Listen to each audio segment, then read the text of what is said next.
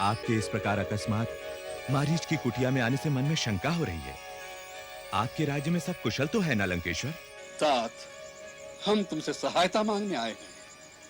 विकट समस्याओं का समाधान करने में तुम जैसा बुद्धिशाली और कोई नहीं है। तुम बड़ी बड़ी मायावी विद्याओं के ज्ञाता हो। तुम बल और छल दोनों के प्रयोग करने में कुशल हो। इसीलिए हमें तुम्हारे सहयोग की आवश्यकता पड़ी है। परंतु महाराज, मैंने तो मायावी विद्याओं का प्रयोग छोड़ दिया है। छल कपट का त्याग करके मैंने संन्यास ले लिया है। अब तो शेष जीवन कैलाशपति की आराधना और तपस्या में ही व्यतीत करने का निश्चय कर चुका हूं। मुझे क्षमा करें, मैं आपकी सेवा नहीं कर सकूंगा। मारीच, राजा जब प्रार्थना करता है उसका अर्थ है वो आज्ञा दे रहा है। उसकी प्रार्थना स्वीकार न करने का अर्थ है राजा की अवज्ञा। और रावण की अवज्ञा का परिणाम तुम जानते ही होगे।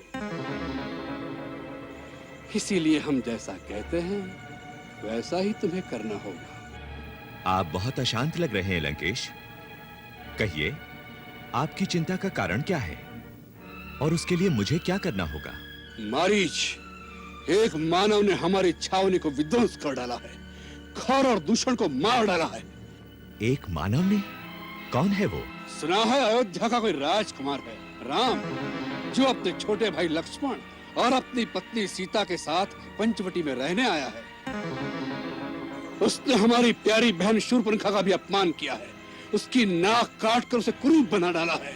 हमने मन में ठान लिया है, जिसने हमारी बहन का रूप बिगाड़ा है, हम उसकी रूपवती स्त्री को उससे छीन लेंगे, हमारी रानी बनाएंगे, हम सीता का अपहरण करेंगे। इसलिए हमें तुम्हारी सहायता की आवश्यकता है। मेरी सहायता? हाँ, तुम अपनी माया से एक अद्भुत स्वर्ण मृग का रूप धारण करो, जिसके सींग सोने के हो, जिसका चरम सुनहरी हो, ऐसा जैसा कभी किसी ने देखा ना हो। तुम्हें देखकर राम और लक्ष्मण भी शिकार के लिए भागेंगे। यदि वो न निकले तो सीता उन्हें अवश्य तुम्हारे शिकार के लिए भेजेगी। उस समय मैं उसे कुटिया में से उठा लाऊंगा। देखो, उस सुंदरी का कैसा सौभाग्य है कि वन की कुटिया में से सीधी लंका के राजमहल में पहुंचने वाली है। उसका सौभाग्य है या नहीं, परंतु आपका दुर्भाग्य अवश्य उदय हो रहा है महाराज रावण। क्या? हाँ लंकेश, आप जिसे एक छोटे से राज्य का कोई साधारण राजकुमार समझ रहे हैं, उस राम की महिमा आप नहीं जानते। मुझे लगता है कि कोई सचमुच आपका परम शत्रु है, जिसने आपको यह सलाह दी है, क्योंकि इस दुष्कर्म के बाद आप कुल समेत नष्ट हो जाएंगे। लंका की ईंट से ईंट बच जाएगी। आप मेरी मानिए तो ये सब कुछ भूलकर लंका वापस चले जाइए। आपके रंग महल में एक से एक सुंदर रानी है। उन्हीं के साथ आनंद का जीवन बिताइए। सीता रूपी ज्वाला को हाथ मत लगाइए, नहीं तो सब कुछ भस्म हो जाएगा। कायर, डरपोक, शत्रु की महिमा का बखान करके रावण को डराने की चेष्टा कर रहे हो। रावण, जिसके भय से भय भी भयभीत होता है, जो काल का भी काल है। मैं आपको डराने के लिए नहीं कह रहा महाराज, मैं सत्य कह रहा हूं। मैं राम का अलौकिक प्रताप देख चुका हूं। मुझे एक बिना फर का बाण मारा था तो मैं 100 योजन दूर समुद्र के इस पार आ गिरा था। वो साधारण मानव नहीं है। इतना तो सोचिए कि जिसने ताड़का और सुबाहु का वध किया, शिव के जिस धनुष को बड़े से बड़ा महाबली नहीं हिला सका था, उस धनुष को सहज ही में तोड़ डाला। खर और दूषण जैसे योद्धाओं को उनकी विशाल सेना के साथ समाप्त कर दिया। वो क्या साधारण मानव हो सकता है? महाबली, आप उनसे शत्रुता का विचार छोड़ ही दीजिए। इसी में आपका और आपके राज्य का भला है। मारीच, हम तुमसे उपदेश लेने नहीं आए। जिसने तुम्हारी माता का वध किया, उसके लिए तुम प्रीति दिखा रहे हो। प्रीतिवश नहीं राजन, मैं विनाश के भय से ये सब कह रहा हूं। है? तुम किसे डराने की चेष्टा कर रहे हो? यदि राम साधारण मानव नहीं है तो क्या रावण साधारण पुरुष है? रावण, जिसके डर से देवता भी कांपते हैं, जो कैलाश पर्वत को उठाने की शक्ति रखता है, स्वयं यमराज भी जिसका दास है। रावण अर्थात एको हम द्वितीयो नास्ति न भूतो न भविष्यति। ये सब कुछ जो आप सुना रहे हैं वो सत्य है, परंतु ये मत भूलिए, ये सारी शक्तियां आपने पुण्य कर्मों से प्राप्त की हैं। और जब भी कोई अपनी शक्ति का प्रयोग पाप कर्मों में करने लगता है तो वही शक्ति उसे धोखा दे जाती है। मैं आपका मामा भी हूं, इसीलिए आपको नीति की बात समझा रहा हूं।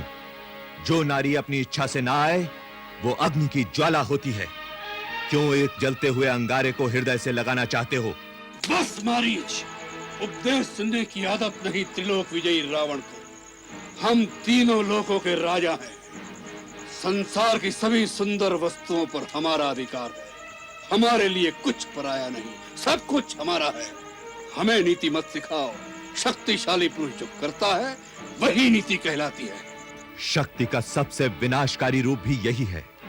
जिसका आप प्रदर्शन कर रहे हैं यही विनाश का मूल है राजन। तुम नीति की बातें करते हो और इतनी नीति भी नहीं जानते कि राजा के सामने तर्क नहीं करते। ऐसा राजा जो अपने हितैषियों की सम्मति सुनने को तैयार नहीं होता वो स्वेच्छाचारी आतताई कहलाता है और अंततः नाश को प्राप्त होता है।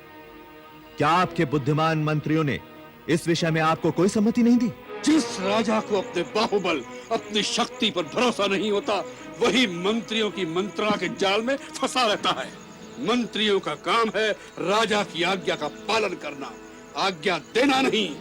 जो मंत्री अपना कल्याण चाहता है उसे उचित है कि राजा के पूछने पर ही अपना मत प्रकट करे, वह भी नम्रता के साथ हाथ जोड़कर। राजा के सामने केवल अनुकूल, मधुर और प्रिय बात ही कहनी चाहिए। ऐसे राजा ही अपने दंभ और अहंकार से अपना सर्वनाश कर लेते हैं। केवल प्रिय वचन बोलने वाले तो चारों ओर मिलते हैं, अप्रिय परंतु हितकारी कहने और सुनने वाले दोनों दुर्लभ होते हैं। सुलभा पुरुषा राजन संतता प्रियवादिनः अप्रियश्च पश्यस्य श्रोता वक्ता च दुर्लभः। मारीच, हमें शास्त्र मत सुनाओ। कहीं ऐसा न हो जाए कि राम और सीता से पहले तुम हमारे क्रोध का शिकार बन जाओ। निर्णय कर लो, हमारे हाथों मरना है या हमारी आज्ञा का पालन करना है।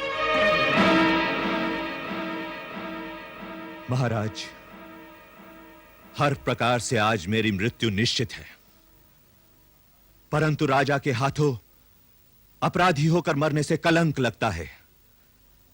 इससे तो राम जैसे शत्रु के हाथों मरकर वीर गति तो प्राप्त होगी। चलिए महाराज, सेवक आपकी आज्ञा का पालन करेगा।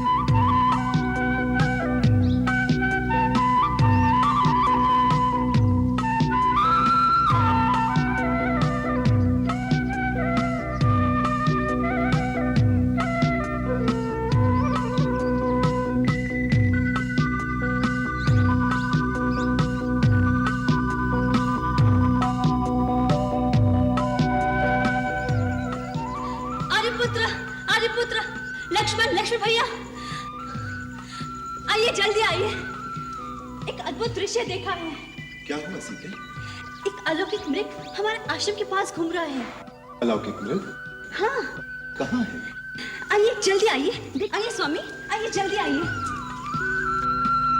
देखिए, देखिए वो प्रकृति की अद्भुत कारीगरी, वो अनोखा हिरण।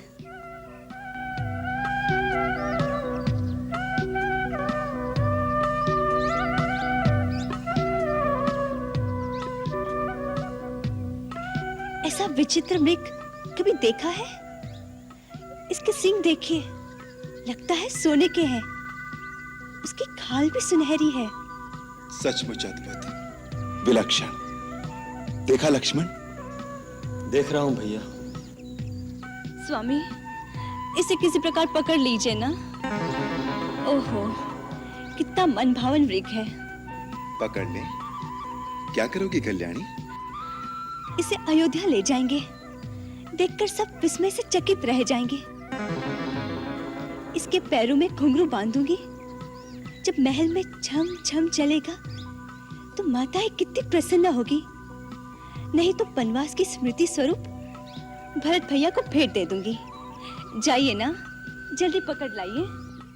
लक्ष्मण, तुम्हारी भाभी की इच्छा पूरी करनी ही पड़ेगी। वास्तव में यह है भी बहुत सुंदर। इसका रूप अनूप ही इसका शत्रु बन रहा है। भैया, इसके प्रति भाभी का मोह हमें किसी संकट में न डाल दे।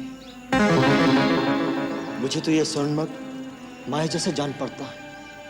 ये प्रकृति के विरुद्ध है, अप्राकृतिक है, असंभव है। इस सृष्टि में असंभव कुछ नहीं है लक्ष्मण। जो कुछ भी तुम कल्पना कर सकते हो वो इस ब्रह्मांड में कहीं ना कहीं खड़ा जा चुका है। ज्ञानी और विज्ञानी भी सृष्टि का सारा रहस्य नहीं जानते। इससे ये सृष्टि मिथ्या नहीं हो जाती। परंतु भैया, जो प्रकृति के विरुद्ध है। प्रकृति के विरुद्ध कुछ नहीं होता लक्ष्मण। भरद्वाज मुनि के घर में पुत्र रूप में स्वर्ण शरीर वाले 7 हंस पैदा नहीं हुए थे। इसी प्रकार सहस्त्र कोटि रूपों में जीव मिलते हैं लक्ष्मण। भगवान की माया के सामने ज्ञान विज्ञान का तर्क काम नहीं करता। भगवान की माया हो सकती है, परंतु ये तो मुझे कोई राक्षसी माया जान पड़ती है। याद है भैया, एक बार दंडक वन में कई राक्षस इसी तरह मृग बन के आए थे। ओहो, आप दोनों भाई इसी तरह तर्क करते रहेंगे तो इतने में हिरण भाग जाएगा। अब मेरी इतनी सी इच्छा पूरी नहीं कर सकते? लक्ष्मण, लगता है सीता मृग को पाए बिना मानेगी नहीं। मैं भी चाहता हूं।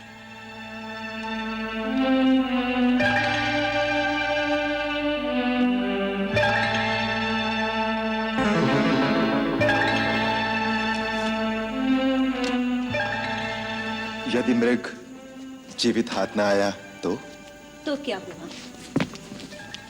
उसकी मृगचम कितनी सुंदर है। आपकी पूजा में आसन के काम आएगी।